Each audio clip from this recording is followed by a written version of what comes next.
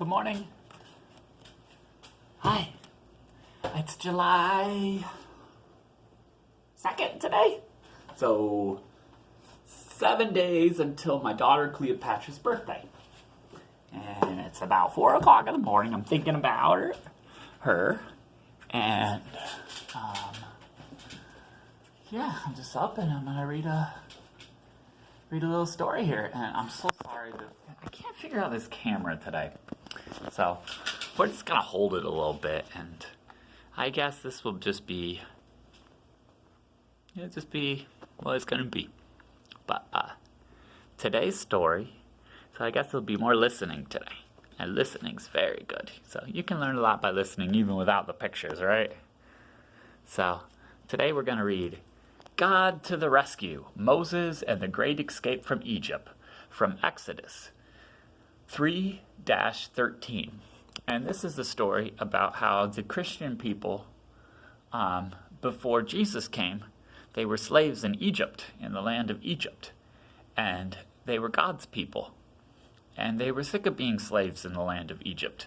And so God came and sent Moses. And Moses helped free the slaves from the Egyptians. So, here we go, Cleo. Joseph and his brothers grew old and died, but their children's children stayed on in Egypt, where they became a very large family.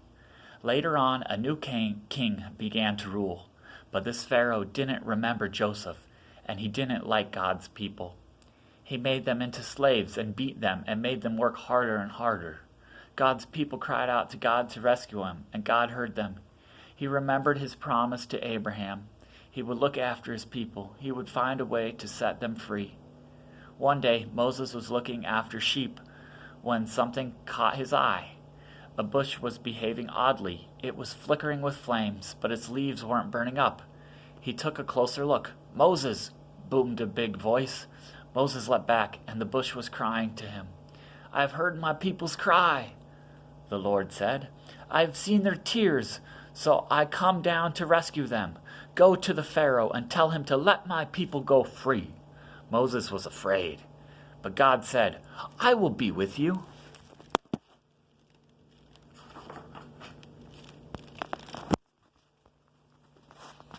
So Moses went to Pharaoh.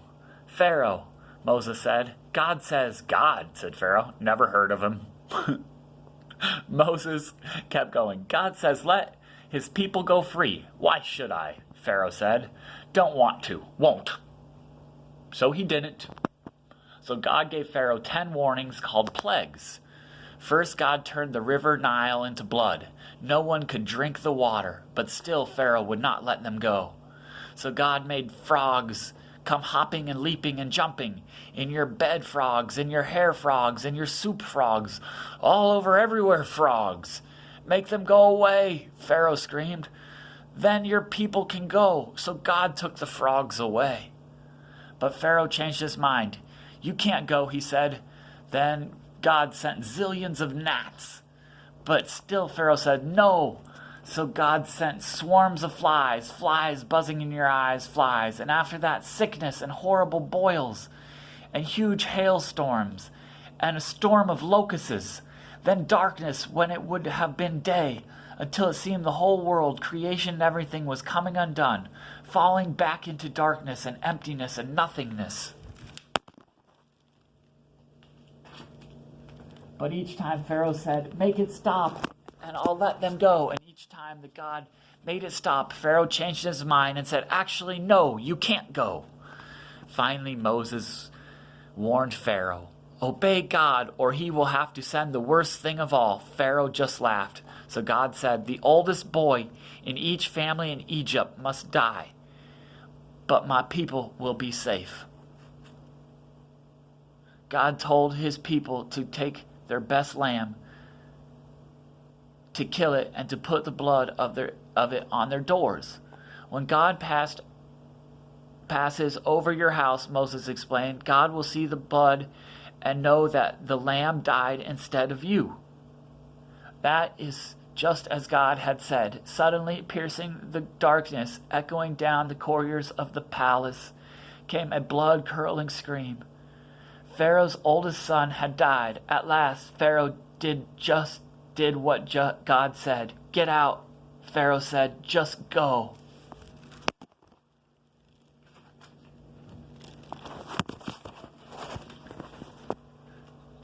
And so that very night, Moses and God's people fled out of Egypt and out of slavery, and they were free at last. God's people would always remember this great rescue and call it Passover. But an even greater rescue was coming. Many years later, God was going to do it again. He was going to come down once more to rescue his people.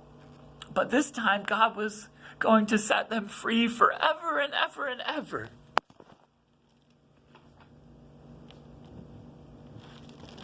The end. And then the next one is God makes a way. Can I show you the pictures on the story we just read?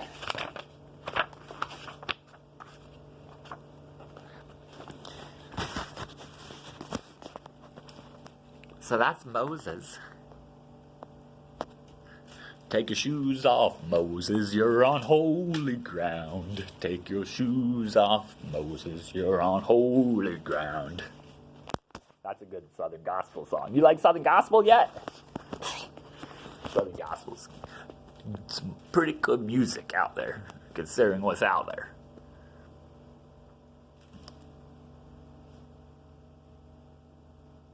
Yeah. There's all the pictures. Okay. Oh no, here's the Pharaoh after his son died. Oh my.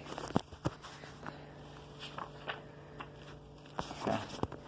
And here's all the Jews leaving Egypt. So they weren't Christians yet because Jesus hadn't come yet. They were still Jews. So they were waiting for Jesus the Christ. They were waiting for the Christ, a man that would be born without sin and would never sin, and then would die so that he could save us from all of our sins. All right, bye-bye. Love you.